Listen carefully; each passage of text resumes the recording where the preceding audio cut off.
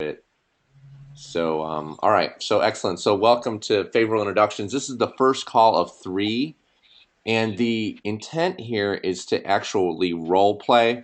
I want to hear how we do in asking for the favorable introduction. So that's ultimately where we want to get to and interact around that and give feedback and go through that process. But prior to that, just a few um, administrative pieces here that I think are important. It's just to understand some of the parts that when you do these pieces first, the favorable introduction process gets much easier. And so I just want to go through really quick around client segmentation and a little bit around our clients and what they're saying and what they know about us, right? These would be your clients that we've talked to, clients of the advisor. So any questions or thoughts before we jump in here? Okay. Maybe real quick, I'd like to get from you guys, what would you like to take away from this time? So after the time we have, what would you like to take away? What's your intent to get from this time together? You guys want to start? Les, you want to start? What would you like to take away? Well, you and I have gotten to know each other pretty well over the past 5, 6 years or so. And in that time, you know my weakness as well as I know my weakness. Proactive prospect. So, Existed for 24 years in practice. Unsolicited referrals, and I've done well, but so did you hear that, Rich? No, what was that? He said what? Yeah, you know what? I mean, there are microphones, but yet they're built into the ceiling. You have to take. So basically, Les is saying he's only gotten referrals basically on an unsolicited basis. So that a weakness is being proactive in getting referrals. Okay, actually asking for them. Okay. How about you, Pete? I suck at referrals, so I need to not suck at getting referrals. I suck at referrals. is that compliant? Yeah. Yeah. All right. I think I heard him You hear say that, he Rich? sucks at referrals, right? Yeah, that's a pretty good summary, yeah. Okay. All right. Next. Joseph? Yeah, I've got my week. So I'll be working on cases and I'll get a nerve and I'll forget about next month. I really want to get into I've got a system that forces me to get case flow and New prospects. Okay. Who is that? Catch that, Rich? Yep. Who is that? That's Joe Kelleher. Okay, got it. Michael? Mike Norton. To me, Yeah, I'd like to get a better spiel for getting referred leads. Oh, he's asking a different Mike. Okay, that's He Mike. heard Okay. Mike. Okay. There's two Mikes. Who is that Mike? And we have a bad mic up front. That's Mike Felmuth. Oh, yeah. Do we want, I can do the hand mic if that. Yeah, let's get that going. Tim, just get that going there, and we're going to jump ahead. It sounds like it's pretty obvious that we all want to get some more favorable introductions and go from there. So I'm going to quickly go through the segmentation. Some of you may be newer in the business and don't have as many clients, but this works if you've got 5 clients, 10 clients, 100 clients, 1,000 clients, 3,000 clients. The process still works no matter how many you have. But just real quick, for those that have a good sized book of business, here's just a quick start of something that we'd want to pay attention to is to make sure that we're looking at client segmentation first. And so with that, when we start in the business, our slate is blank, right? And we got high revenue on the left and we got high effort to serve on the bottom here. And we don't have any clients in there. We just sort of want to talk to anybody that breathes, basically, right? That fogs up a mirror. And then we get some clients, and these represent the dots. Then we get more clients over time, and then we get some more clients. And where do you think we want to have clients? Where would you guys say you'd like to see most of your clients in this grid here? Here's the revenue over here, and here's the effort to serve over here. Where would you like to see your clients? What's the bottom of that? So the bottom says effort to serve. Effort to serve? Effort to serve. So service requirements. So the answer is one. Low effort. One.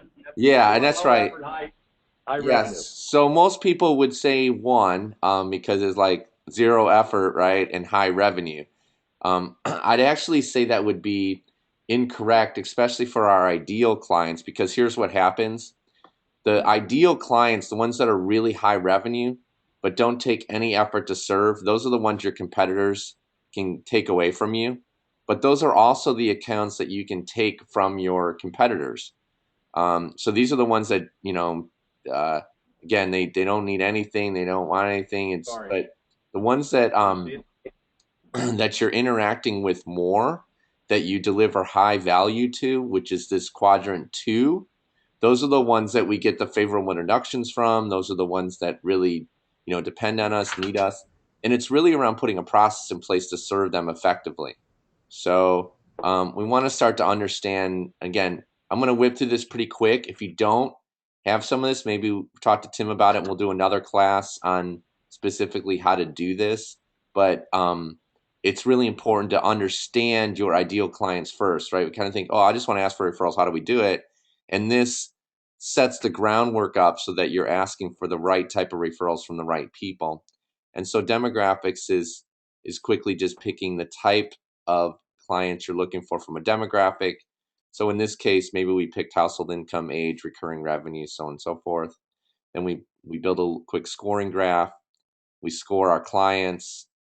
Again, this is, just the baseline of what we think is important to set the game up effectively to get favorable introductions. Then we do psychographics, same thing, right? Pick the ones that are most important to you in that area. And then we build a scoring grid. We score those. And then we end up with, sort of a segmentation of our book. And the reason I say this is because we want to get referrals from or favorable introductions from our most ideal clients.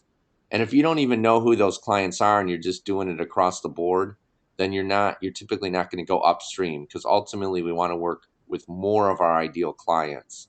So this is a really key part. Otherwise, you're just adding clients all over the place, but not going upstream with more of the most ideal clients. So from there, we build service grids. How are we going to service them? What we found with a lot of advisors is that they typically just do the service part, right? Which is quarterly reviews or annual reviews or maybe a quick newsletter, things like that. But they're not spending time on the marketing side. And this part here is the, spending time building relational currency. When I had conversations with Tom Mangone, and for those that don't know Tom, I've been working with him for almost 5 years now. And the last 3 years, he's been number one in the country in sales, and he won the National Honor Agent Award last year, which was number one for giving back to community, giving back to company, family, his own organization. So, I mean, he's not, at a place where it's like he's grinding it all out. It's very methodical, very smart. He's not working hard, right? I mean, he's working really smart. And he said, I'm not going to sacrifice my family, my friends, my kids, my community for the sake of working hard. So it's working smart. And these are the things he has in place that that create an environment that drive favorable introductions into his organization, whether he's asking for them or not. If you do these foundational things, the business will come into you much easier because you're building those relationships really strong with those ideal clients, right? Same thing with Donna Nadler, his partner. Hey, Rich. Go ahead. Rich, can I interrupt Yeah. you for a second? Yeah. Unfortunately, because of our AV problems, I'm like really mad about this, but I got to read. Let me just read the categories here in the market grid. So on the left column, he has general birthday recognition, then personal birthday recognition, e-relationship, newsletter, special events. So Perfect. platinum, the platinum, gold, silver, and bronze. So the platinum seem to get the personal birthday recognition, the e-relationship, the newsletter, and they're invited to special events. So Yeah, so and it can be anything, but I'd encourage you, and then maybe we do another program just on this, but I just say that a lot of people, I think, as advisors, we want to skip right to the end and say, oh, okay, let's go get some, referrals. Well, if you're doing this stuff here, setting it up the right way from the beginning, we had a little bit of an echo there. Let's see. I think somebody just joined us late, Casey. I think so. You may have to mute him. Okay, let me just mute Casey real quick. I don't know if it's Casey or not. All right, hold on. I'm gonna go ahead and I just went ahead and muted everybody. Tim, if you need to say anything, maybe just send me a text and then I'll unmute your line or unmute everyone, but that way we don't get the echo. Um, so anyway, I'm going to get through this pretty quick because I want to get to the end game, but I just want to make sure that again we're aware of this, and this will be recorded. I'll send a copy to Tim that you guys can look at this and review it. But really, really, really important. I cannot stress it enough. Setting up the game, the foundation is really important. It's like, if you're uncomfortable asking for favorable introductions or referrals, right? It's probably because you haven't done this upfront work. Um, Getting this stuff done up front makes the favorable introduction conversation very easy. It's sort of like trying to take a withdrawal from the bank account without having anything in the bank, right? And so a lot of times advisors are doing all the business stuff, the annual, the quarterly reviews, but they're not spending any time, having a cocktail with them or grabbing some lunch or dinner or playing golf. You're not building relational currency. You're just servicing from a business standpoint. And so really, really important. And the clients that you're working with that you want favorable introductions from should meet the psychographic and demographic needs. Because if you're just doing the demographic, then you might not even like hanging out with them, right? We want to, be with people we really enjoy being with. So, all right. So let's keep moving. So here's what a grid would look like to serve them. The clients are listed on the left, and then basically you're just saying, for anniversaries, holidays, birthdays, Q1, Q2, Q3, Q4. Are you going out to dinner with them? Are you having lunch with them? What are you doing, right, with your top 20, just to get this laid out. Same thing here. This is a monthly looking at what you're going to do with your top 20. So you just lay out the clients on the left, and then you say what you're going to do with them every month. And again, I just, you could do this with 10, 20 clients, but to really start focusing on those most ideal clients. Okay. So here's a quick ROI, and I'm not going to go through this in much either because I really, again, want to get to the role playing part of this. But the whole idea here is that if you're doing this effectively, you should be getting at least 6 favorable introductions per ideal client per year. And you do the ROI on that. I mean, if one new ideal client for you, let's say, is worth, $5,000, and you have 10 ideal clients total, so you're basically getting 60 favorable introductions in a year from your 10 ideal clients. Let's say your close ratio is half. So you got 30 new clients coming in the door at $5,000 each. You start to do the math on that.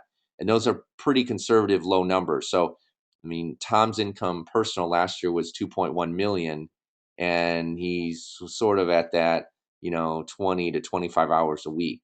So in from a working standpoint, right? So it's really focusing on these ideal clients and having some of these conversations. And again, if you're doing the right things on the front end, they're going to be giving you the favorable introductions, whether you're asking or not, because you have such good relationships with them. All right. So here's some of the gaps. Here's why we don't typically get favorable introductions.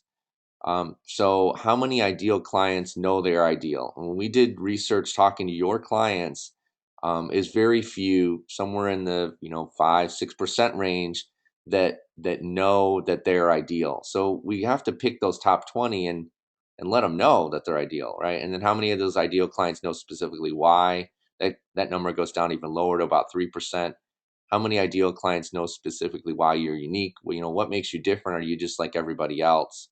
How many ideal clients know you want to grow your business, right? This is a really low number. I was really surprised by this. About 7% of your clients even know you want to grow your business, right? I mean, if they don't even know, how are they going to give you favorable introductions? and how many ideal clients can accurately articulate your value, right?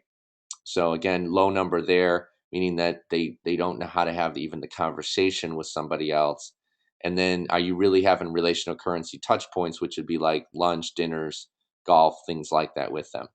So again, these numbers were really staggering, really low, but it's the gaps, right? If you can shore up these gaps, and I was to go meet with your top 20 and ask them these questions, and they said, oh, absolutely, absolutely, absolutely. I know I'm an ideal client to Pete. I know that here's why I'm unique to him. Here's why I'm ideal client. I know what makes Pete so different than every other advisor that's out there in the world. I know Pete wants to grow his business with people just like me, and I can accurately articulate Pete's value proposition to people I talk to. And oh, by the way, Pete and I have time together where we go out and have dinner and we just, shoot the stuff up and, talk about his baby and his kids and all the stuff that's going on, right? So if the answer to these is yes with your top 20, you're getting favorable introductions from those top 20 currently. But I can assure you that it's typically not unless you're very intentional about doing this. If I had this conversation with Tom's clients or top producers, the answer would be yes, right? Okay. So here's the closing the gap on the actual conversation around favorable introductions, which is really where I wanted to ultimately get to. So I'm going to unmute real quick here. Okay, Tim, you back now? You there? Yep, we're back. Okay, good. It's still echoing a little bit, but any questions? Hold on. Let me mute it. Can you hear me now? Yeah, let me. Is it echoing? I think it helped. Matthew muted, and I'm gonna mute Michael. There you go. Okay, I think Michael. Just so you know, Michael, I'm gonna unmute how's you. that? Yeah, that's good. It's gone. Okay, perfect. Michael, I'll unmute you, but if you can mute yourself, that way you can control it. But it looks like the echo's coming from your end. So if you can mute yourself, Michael, that'd be great. Okay, that's Michael Feldman. Okay, I'm not. Yeah. Okay, perfect. All right, thanks. All right, so Tim, what are your thoughts there? No, I was just testing. Yeah, so. Okay. Well, let's get into some role play here. I want to. Hey, Ray. Yeah, go ahead. Go ahead. Someone was saying. Okay. Go ahead. I don't know if you guys can hear me. Can you hear me all right? Yeah, we can hear you. Okay, great. Hey, my question is, I know that it's really important to do this, this socialization and everything, and I've been doing that. My only, I guess, concern is it's just that my ideal client is typically around 60 years old, and I'm 32. Have you worked with anybody, regarding this issue? Because a lot of times when I try to, take them out to dinner or have drinks or something like that, it's almost like it's a little bit awkward. It's like I'm hanging out with my friend's parents or something like that, and I feel the awkwardness.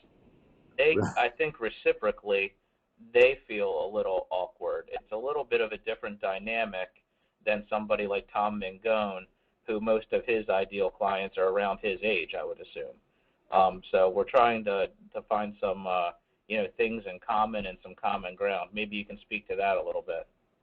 Yeah, great question. Anyone else have any thoughts around that before I answer my perception, my thoughts around it? I do, Rich. This is Mike Falmouth. With reference to getting close, in quotes, to your client, getting very friendly with them, I guess I have some skepticism from a professional point of view, and I'm dealing with their money. Um, I guess I have some skepticism about becoming very personal with someone I have a professional relationship with in dealing with their money. And if something goes sour with the money, the personal relationship gets real awkward and maybe is it a hindrance? Perfect. Okay, good. So really what we're starting to identify now is what we call belief systems, which are basically BS, just that, belief systems, okay? And that's what happens to us, right? We have belief systems around this, and yet So as an example, I remember also talking to an advisor. He said, you know what? I have to set up all my own appointments. I mean, the clients expect it. You know, they expect that when I'm going to meet with them, especially my top 20, when I'm going to meet with them, I need to call them myself. They expect I'm going to call them to set my appointments. So it was kind of curious because I had this conversation with Tom. I said, Tom, you know, this belief system out there about advisors feeling like they have to call their own clients, you know, to set appointments, especially their top 20. He goes, you know what? If I ever called one of my clients, especially my top 20, if I called to set my own appointment, they would think that we're going bankrupt over here. They would think, what the heck is going on? Why are you calling me to set an appointment? Is everything okay? Right? So there's just one belief system around that. And I think there's certainly some reality to some of how do you manage around, hey, this person's a lot older than me, or um, or this person is maybe, you know, am I crossing a line around the personal side, around having conversations with them and also being so close to them around what's going on. I think there's maybe some validity to that, but I don't know. I think, Tim, maybe you want to talk to that a little bit from your side on those two belief systems specifically, and then I've got some more feedback, and then I'd like to hear some from some other people also. Actually, Rich, real quick, just to Yeah. interject, I just want to clarify that the belief system isn't on my behalf. I don't have any problem initiating this, and I feel perfectly natural with it. I'm speaking more towards how does the client who is, who has kids that are 5 years older than me, reacting to, me reaching out and saying, hey, why don't you and your wife come out for drinks with me tonight? They are perceiving that as a little bit awkward, in my opinion. Okay. Well, and I think that, you know, one thing that to have conversation with them around that, I think would be good too, is that, hey, you're an ideal client. I want you to know that. Do you feel like they know they're an ideal client currently? Yeah, I've had the conversation with some of them. Okay, good. And then say, hey, I want to serve you more, you know, in any way I can. I want to make sure that we're building relational currency. And have you even had the conversation to say that it does feel a little awkward sometimes, you know, I think in the relationship and just where we are and my age, your age. I mean, what are your thoughts on that? You- I haven't had that conversation per se. With a lot of my clients, I do kind of work it into conversation in sort of a lighthearted manner that most of my clients, have kids around my age. Uh-huh. I guess just kind of to let them know that this is primarily who I'm working with. I'm not really working with people that are my age at this point, you know. Right, right, right. Okay. Yeah, I The mean, I comment, think the comment here, by the go. way, Eric, Jim Turnova said maybe drinks aren't the right thing. Yeah. Maybe Okay. it's a breakfast, or a lunch. Like I know I'm meeting with a retired couple tomorrow, and we're having breakfast at their favorite breakfast place. So just a thought. Yeah, that's helpful.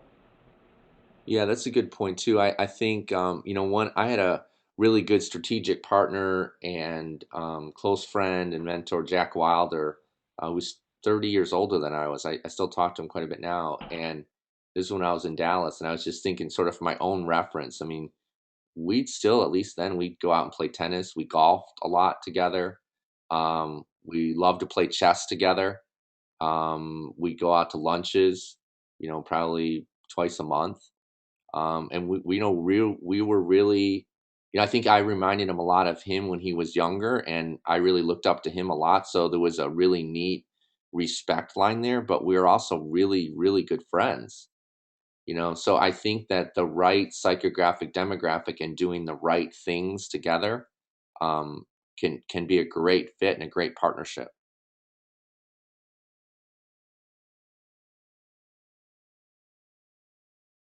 Any other thoughts from anyone else on that specific one?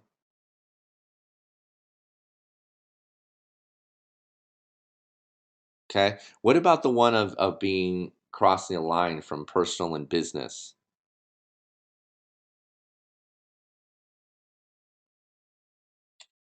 Sue? Yeah. I look at my top 20, most of them are my really good friends. And sort of to the point of the last conversation, my friends know when we're getting together for business, and they also know when we're getting together for personal. They know that I never discuss business. when we're maybe at a party or something like that. They just know that. I'm very upfront with them about that. They try to start talking business. I say, why don't I give you a call tomorrow morning or, whatever. But I say my friends become my clients and my clients become my friends. And I tell people that even up front, when you go through that discovery of this is going to be a long-term relationship, you need to make sure that there's a mutual respect and like for each other. And Okay. then, Did you hear that all right? Yeah, it's her friends are her clients and her clients are her friends, and she's able to separate it because they know when the conversation is going to happen that it's about business or it's about socializing and so on and so forth, right? Yep. Yeah, so I think that's a big piece there is I really believe that there was a point in time, maybe 20, 30, 40 years ago where, don't mix business and pleasure was kind of the big thing out there.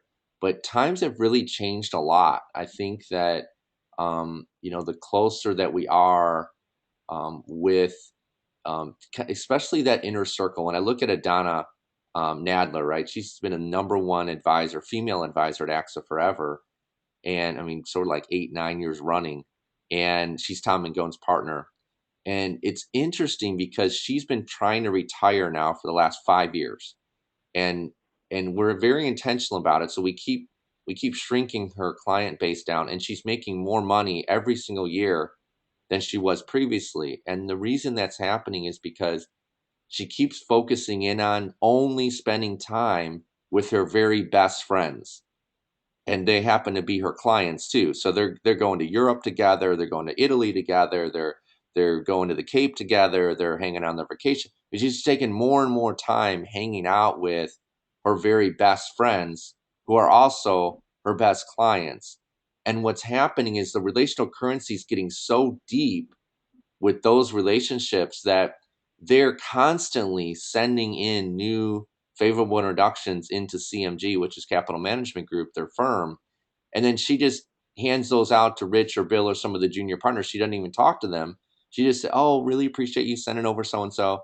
And it's the kids and it's the grandkids and it's the friends of the grandkids and the friends of the kids, and they just keep sending new favorable introductions. And because she's getting a portion of that comes in because of the lead source, she's making so much from those, sort of the teaming approach, that it just keeps growing and growing and growing. So I think that, in the day that was more valid, but I really believe now to take a look at that belief system and say, wait a minute, maybe not. And then also to look at if they really are your ideal clients, it should be very easy to have conversations and spend time. I mean, when I'm in town, I mean, Tim and I are going to work out together. We're going to have some drinks together, and we're talking about all kinds of stuff as friends, as business, all of it tied together. Same thing with David, and so and it's really an awesome place to be when you can have, those deeper conversations like that,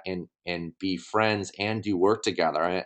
Honestly, I think that's the ultimate utopia. I mean, that's just like amazing when you can get to that place, because then it's not work anymore. You're just having fun all the time.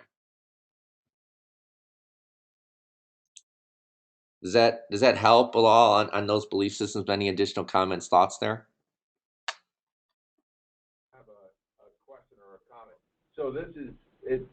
So it seems to me that there's a lot of friendships and that emanate from what initially was a client relationship, right? So is it Donna, did you mention? So she's going on vacation with people that were clients who became friends, and the relationship just developed to the point where they see each other socially a lot. Yeah. Yeah, and I think it could go That's either way. Either some of them were friends first, or some of them were clients first. But either way, she's really honed in on the people she wants to spend a lot of time with. I think it goes back to that psychographic demographic of who is your ideal client. Because if somebody that you like to have a drink with is not your idea of an ideal client based on, if you do that grid, then, it's different, but it's like for me, one of my choices or, things was, I like to, I want to like the person, that I'm spending time with. I want to break bread with that person and get to know that person. That's important to me, and that's why that person is an ideal client. That and a few other factors, So I think it would be different a little bit for everybody. When you sort of start to segment your book of business and find out, well, who is it that is your personal ideal client? It's going to be different for everybody. That's right. That's a great point. That's right on track. Is that Sue talking? Yeah. Okay. Yeah, that's right on track. You could tell her mentor is Donna. Donna and her talk a lot, right? So Oh wow. Okay, yeah, that totally resonates. Yep. she's in Yeah, I mean, Antarctica. yeah. And then it's really interesting too because, Donna's, all of her ideal clients, she's been introducing Tom, to them too because, Donna really is, she said, "Hey, I'll always probably keep like 20 clients just because they're my very best friends and I'm doing stuff with them all the time." And, I know Coach Jim Schlesinger's on the line here too from Chicago, and he's retired from AXA a while back, and I mean he kept like 20 clients and they're his best friends, and he goes golfing with them and goes hiking with them and biking and stuff like that. He's like, he kept his best ones, that were really close to him. So it really is a mindset though. I mean, so be careful around, the meaning that you're giving something around that. And if it feels uncomfortable crossing that line in some of those cases, then maybe psychographically, like Sue was saying, maybe that's not really your ideal client. Maybe we need to make an adjustment and really look at, well, wait a minute, who would those ideal clients really be? Based on the psychographic too. All right. Another Any question. Go ahead. One other question. Okay, that's From a demographic, psychographic standpoint, I have no issue with that. When I look at my top clients, I have that interpersonal relationship. I have danced at many a wedding. I've got most of my kids and their colleagues. I have no problem conceptually with that. My issue, my singular issue, is how do I become proactive? The reactive. proactive with. With drawing referrals and recommendations out of that. The reactive recommendations are already coming. They're coming for years.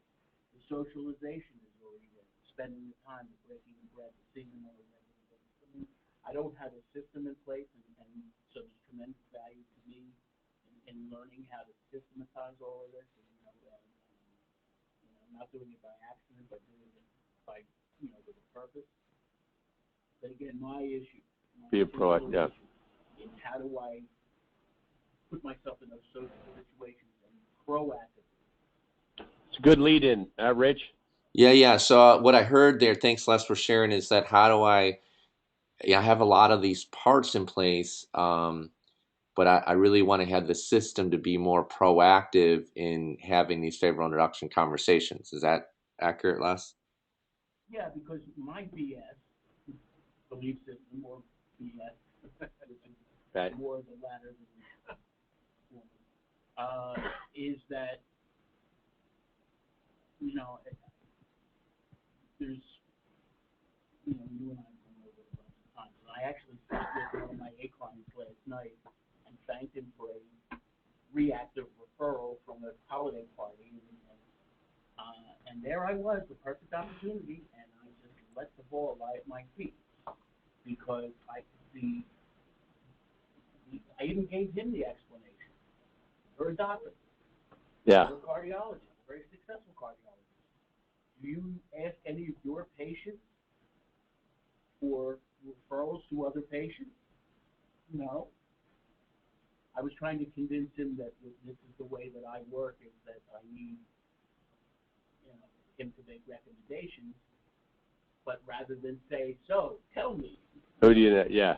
So, Rich, this is the one that, actually, I brought this up with Rich yesterday because I think it's a good one, which is, attorneys and physicians don't go out and say, hey, I want a recommendation from you. And so if we... But we don't want to be in that category. Yeah. But as hang up is, that I consider myself to be a professional just like an attorney or doctor. So what would you say to that, Rich?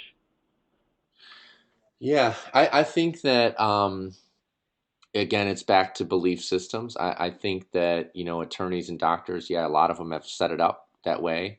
We're looking at, the elite of the elite here, right? I mean, you're looking at, this is best of the best practices. So if you want to be the very best at what you do, then this is, a great approach. It's one of the best approaches out there. I'll give you an example. This is 23 years ago or so. I was living in Dallas, Texas. I guess it's maybe 19 years ago. I was in Dallas, Texas, and I got a phone call in my office. I was an executive with a wireless company.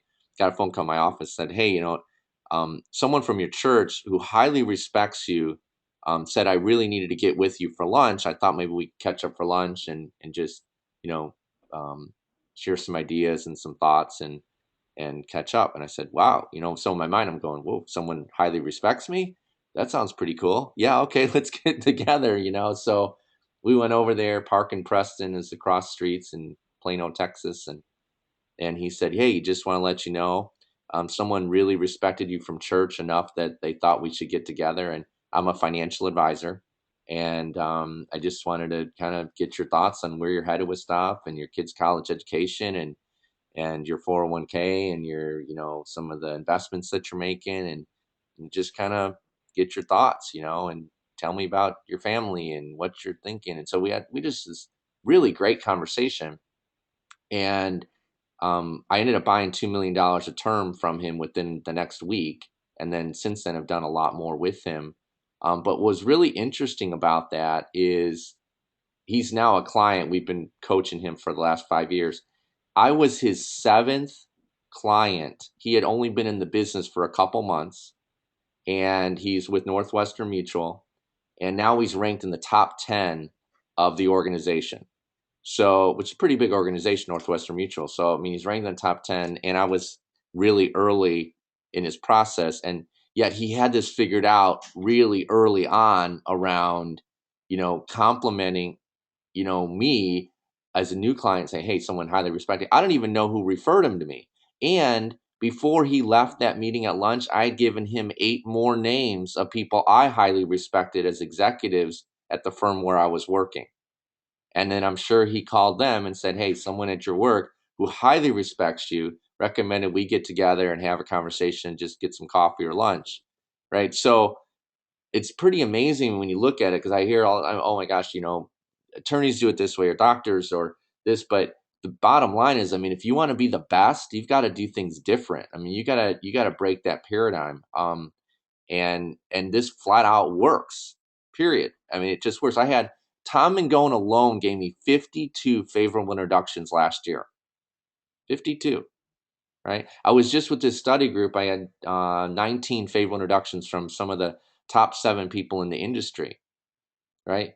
Tim McGuire, I mean, I was out with one of his best friends 2 weeks ago, Paul Reed, out in Boston doing work with their group. And then last week I was out with Chris Noonan out in the Dallas office. I mean, and it just all fits. I mean, they're so similar to Tim. I'm similar to them, and I mean, it just we want to help each other. We want the world to be a better place, and we want to do it together, right? So it really comes down to that mindset and that belief system, and we can sort of buy into the place around, hey, attorneys do it this way, doctors do it this way, and maybe they're just not ideal clients if they're not seated in that way. I was having a lunch yesterday with a really good friend of mine from MetLife, and he's the number one guy in the North Carolina area for working with doctors. And he's friends with the CEO of CMS, which is the big doctor organization out here, the big hospital staff. And it was really interesting. He said, these, and they're a lot older than him. A lot of these guys are older. They're 25, 30 years older than him, and yet he's still, I mean, he does this thing. He sends out these big pumpkins at Halloween, like huge pumpkins, like 30, 40 pound pumpkins. And he said, it's amazing, these guys just love these pumpkins. They talk about it and they tell people. We get more referrals around that time than any other time. I mean, he's really creative in the ways that he adds relational currency to those relationships. So, and all he works with is doctors. That's it. I mean, and he owns that space. He really does, but he adds a lot of relational currency into that industry and into that segment. He does a lot of training, free training for the interns. So he does a lot of educational programs for free at the hospitals. And so anyway, I mean, just kind of gets back to those belief systems. Is that you're right? I mean, maybe doctors, some of the attorneys don't do the same, but yet I'd say this stuff works, right? So if you want to be the best, how are you going to do things different? How do you break the paradigm there? Thoughts, comments there? Yeah, so I would say, one of the more gratifying things of being in the service business is seeing the benefit, helping somebody, right? We're all in the service business. And so what's a great thing for me is when I got a call from Paul Reed and Chris Noonan, and I referred Rich to them, and they were like, man, I had so much fun with Rich, and this guy's the real deal, and, I'm really glad you recommended him. So I felt good, right? It made me feel good. And I think oftentimes we don't realize that the value by asking somebody for names, if we know we're going to deliver a good experience, think about how that's going to make the client feel when they get the call from the person they referred and saying, you know what, hey, I'm so glad you recommended Les to me. He's helped me out. And, so to take that further, I did this after, 6-week program, and I went out. I think a lot of you guys have heard it, but, I went out to my ideal client. I told him, Mark, you're ideal. Here's why. You're very successful. I like hanging out. We're having a beer and playing golf together. I enjoy doing it. And, I just want to get feedback on what you like about working with us. And, he said, you guys are great. And, what can we do better? And I said, look, I'd like to take on a few ideal clients this year. And I thought you'd be the best person to ask. So, I wanted to just take a moment and brainstorm with you. And I had some LinkedIn names. And he said, nah, I'd say this person maybe. He said, but I got 2 guys that are perfect for you. So quickly put me in touch with somebody. And, this guy and I just connected. And, we wrote $85 million of survivorship. It was a $700,000 premium. But more than that, we went out to dinner last week at the Capitol Grill in King of Prussia. The guy and his wife that referred me, and this new client and his wife, and we closed the place. I mean, we had a blast together. And during the meeting, we didn't talk at all about business. But at the end, this guy, my new ideal client, said, hey, I got some people I think you got to talk to. And I said, all right, so, he's put me in touch with like 2 very, very wealthy guys that, they're players. I mean, these guys are like a lot wealthier than this guy. And so it's just like it just feeds itself. So, of course, Rich reminded me that this coaching doesn't really cost anything, right, Rich? That's right. It's free. It was free. So the money we're paying Rich is really free because it's, we made it back, a lot, several fold. So anyway, is there anything more on that piece? Do you want to go through? I just went through the script, but is there anything more you would add to that? Yeah, because really I want to get down to the role play, and I think it's again important that everyone, when you look at it, it really comes down to do you have a system, relational currency? Do you have your ideal clients identified? The belief systems, what really is, what do you believe in? And remember that they are just belief systems, BS. And so be careful what you buy into. And last story on that is I remember, this is probably 9-10 years ago. I was caught up in the same thing on, gosh, I don't know if I can, cross that line and, hang out with people I really enjoy a lot. And can I even charge them money to coach them? And I was having this conversation with my dad, and he was just, said, get over it. I mean, what the heck are you talking about? Right? I was just like, really? I was like, no, I'm really struggling with this, and he was like, stop it. That's ridiculous. And I'm like, oh my gosh, I mean, it's just like, And since then, for those that don't know him, my dad had passed away, and we were just really good friends, and he was just like, wow, I mean, just thought it was crazy. So, and it's interesting, some of the belief systems we do have that we think we're so solid in, like, no, this is it. No, I really, this is the way it is. You can't cross that line, or we can't handle it. But yet, when you look at top producers, this is a best practice for them. So I just, play with that a little bit around, what are your belief systems and what are you buying into, and then let's go ahead and practice the script. So I'd like to have a couple of people step up, and this is really valuable, I think, to hear the script and how you do, because the more you practice and ingrain this process into your nervous system, into your thinking, the easier it'll get to have this conversation. And so, anyone want to step up first to to have this conversation, and we'll just do a quick role play to wrap it up, and then we'll continue on this path for our next call.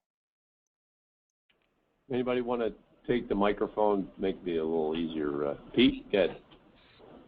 Okay, so Pete, you're going to be the advisor, and then I need someone else to be the client. Okay. Yeah, Tim will be the client. Okay, perfect. All right, so talking to the mic so everyone can hear. Okay, and I'm going to go ahead and beep in at times for things I notice that are well, or things that we could adjust in that moment. So go for it. Okay. So I know I'll have gone through the agenda. Jamie actually helped me with not only making the agenda, but going over the agenda with the clients first, and at the very end talking about the unique value that we can add. I've been asking their permission to talk about it, which seems to help a little bit. So we get to the point where we're at the unique value point on the agenda. I said, all right, Tim. So PWMC, that's the producer group that we found. I want to explain to you what this producer group is and how it works, and how we're able to add value to you and what I can actually do and help you with. So have you ever heard the definition of insanity, that doing the same thing over and over again but expecting different results? Well, that's really where my partners and I found ourselves. We have 10 to 12 years experience each in the business. Collectively, we have about 5,500 clients, which is a lot of people to try to manage. So what we were all feeling is that we were basically beating our heads against the wall. We were just running around answering phone calls, being very reactive, and not spending the amount of time with people that we wanted to spend our time with. So what we're able to do is form this producer group and aggregate our resources. So we now have 3 assistants working for us. We have several junior associates working for us, which allows me to spend time with my ideal client, who is someone like you. I don't know if you ever considered yourself as one of my ideal clients, but you are. My partners and I, we all put our clients into different charts, demographics, psychographics, whether it's age, assets, net worth, income potential, and then psychographics, likability, what I like spending time with these people, and we came up with our list of ideal clients. I mean, I have a lot of clients that have a lot more money than you, but they're jerks. I can't stand them, so I spend time with them when I have to. That's the business, but you fit the mold of an ideal client. So the whole reason that we formed this group is so we could try to spend more time, with you and with people like you and like yourself. Really, what we're able to do is be a sounding board for you, for your friends, for your family. If you have questions about anything, by all means, please let us know what it is that we can do to help you at this point in time. One of the things that we want to do is be very service-oriented. Is there anything you think that I can do more of or I can do less of in order to help you to build this relationship, to do better for you? No, I think this is good. It's just meeting, and I know you guys do that asset map, which helps me, get a good look at my finances. So that's helpful. Okay, that's great. Thank you. One of the things that we're also looking to do is do client appreciation type of events. A couple a quarter. They're not sales pitches at all. So look for invitations periodically, whether we're doing stuff at the Phillies games or wine tasting, things like that. That sounds great. Yeah. So I know you've probably been to these types of events before. You probably have some positive feedback and negative feedback. What are some things that you like about going to these types of client appreciative events that you like or dislike that we could try to? Yeah, I like, it's nice to switch it up a little bit. I get to meet some new people, yeah. And they have common values as I do. So okay. Yeah. That's good, and that's the whole point of what we're actually trying to do. I said that you're one of my ideal clients. You know, my partners and I were on a quantity type business to stay in the business and survive. Now we're at the point where we have 5,500, so we're looking for quality type people as well. So when these client appreciation events occur, you know, feel free to bring your wife, bring your friends, bring whomever it is that you actually, that you like, that you think would be helpful or beneficial for me to meet. I mean, while we're on this topic, you could probably think of 10 to 20 people, but, you know, just off the top of your head, who do you think are one or two people that I might be able to sit down with? Well, I can't really think of anybody right now, but I'll keep you in mind. Okay. Now, I know that you work at Carbarth Associates. Are there any people that you typically go golfing with, go out for beers with, things like that? Oh, okay. Yeah, you should talk to Les Streifeld and Joe Kelleher. Okay. Yeah. How do you typically connect with those guys? Generally see them at the office or socially. So, yeah. Okay. Around Wegmans. Around Wegmans. Joe. Yeah. I mean, if you were to talk to these guys about me, how would you describe me or my firm? I would just say, he's a trustworthy guy that's a good financial advisor, takes good care of me. Okay. I know we help clients. I help you with your retirement plan. We help clients with insurance, with investments, with college funding. We really run the whole gambit, forming the producer group so we can focus more and more, again, on our top clients, on their needs as well. So so when you're talking to Les and Joe, how about we get together sometime? We'll go out for breakfast or for lunch. That sounds great. Yeah. Okay. All right. Yeah, Rich? I always feel that I get the introduction part well, and then I struggle when I get to the name part and the memory joggers and things like that. I've had some success the past couple of weeks getting names by doing that, but definitely it's kind of why I wanted to go first. I've been trying to work with Jamie on this, and that's all our calls are role playing. So I figured I could do more and have a bunch of random strangers critique me. Perfect. All right, cool. So thanks for stepping up. That's awesome. And clearly you understand the material. You must be getting some really great coaching because you just go through it so well. Yes, I am. Yeah, so great job on that. That's awesome.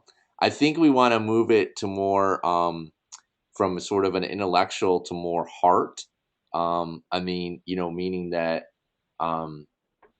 where it's I'm feeling like you kind of got all the content down really, really well to go through it. But to really feel where that client is and get into their heart, kind of their head of connecting with them at that level, which part of it is just practice, but I think part of it is, really being with those clients that have the psychographic. So, and I'll go to that a little bit more, but I want to get some feedback from everyone else. What's everyone's thoughts? What did you hear? What would Pete improve upon? The only comment that I have is that I was right there with him. Everything was sailing along until you get to that, trying to draw out what your prime objective is, which is get some names. And then you feel like. Can you pass the mic over, Tim? Is that possible, or is that too difficult? I started to feel like he was. How do I put this? That he was somehow belittling himself by almost begging for help. That what he was asking for was beneficial to him. In other words, give me names that would benefit me. And again, I keep going back to that mindset of I can't envision an attorney having the same conversation, an accountant having the same conversation, a physician having the same conversation, even though they all basically work the same way that we do. Okay.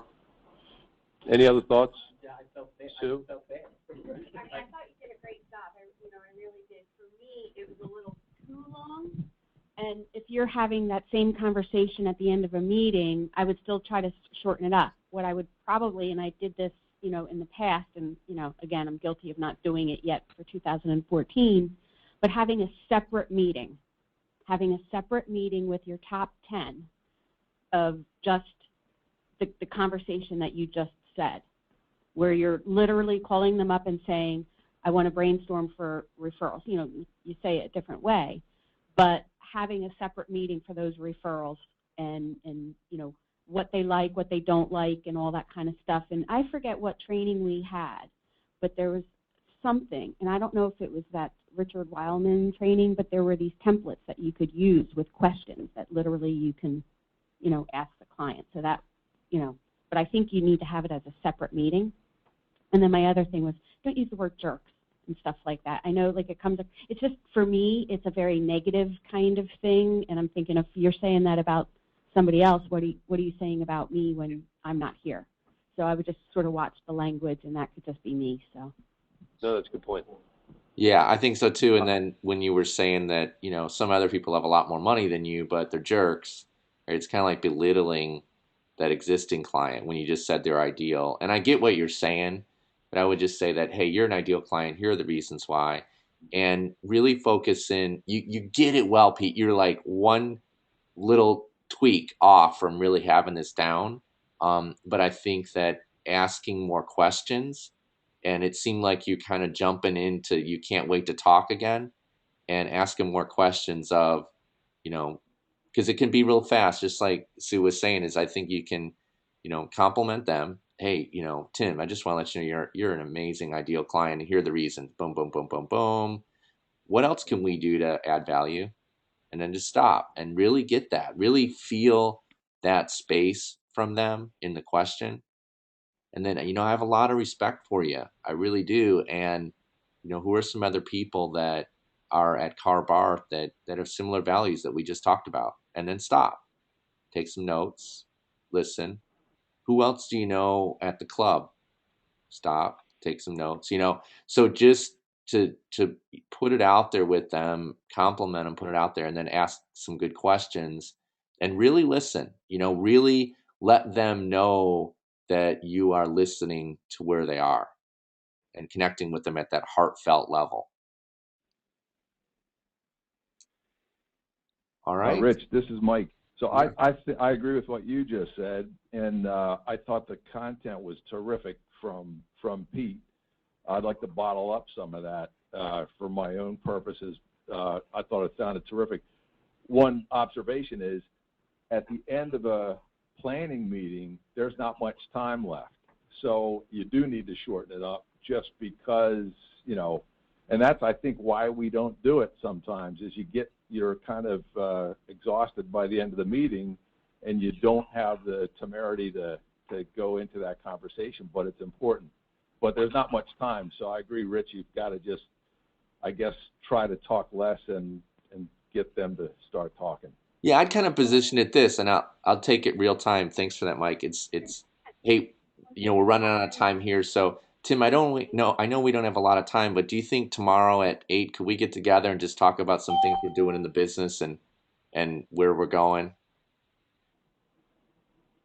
Tim, would that be all right? Yeah. Oh, yeah. Yeah, Yeah, sure. I mean, it'd be like, of course, sure. I mean, it's that simple, guys, Yeah. right? You're done with it. Say, hey, this was great. We had a great meeting. Hey, could we get together, next week at 9? I really want to talk to you about and get some of your ideas on where we're going with the business and what we're doing, and make it more intentional around that conversation, so you're not feeling so rushed, right? So use the end of the meeting when you run out of time as a way to set the next appointment to talk specifically about this. So awesome. All right, guys. Should we just set a time now, Tim, or what do you think? Yeah, well, we have a time. So We do? Thursday, February 13th is our next time together. So between now and then, is there any objective that we would want to do in between? Yeah, I think we should set a goal of everyone to have 3 favorable introduction conversations between now and then, and come back with your feedback. How did it go? What worked well? What didn't? And then we'll continue on these conversations. And I think the role playing really is helpful. And Pete, you really did do a great job. So be easy on yourself. It's just a minor tweaking. And then I want to hear from some other people to do it too. But if everyone could have 3 favorable introduction conversations prior to that, and we'll get a little bit of accountability going, see where you are, and then take it from there. Okay. Anything Okay. else before we go? All right. Thanks, Rich. Thanks, guys. Bye-bye.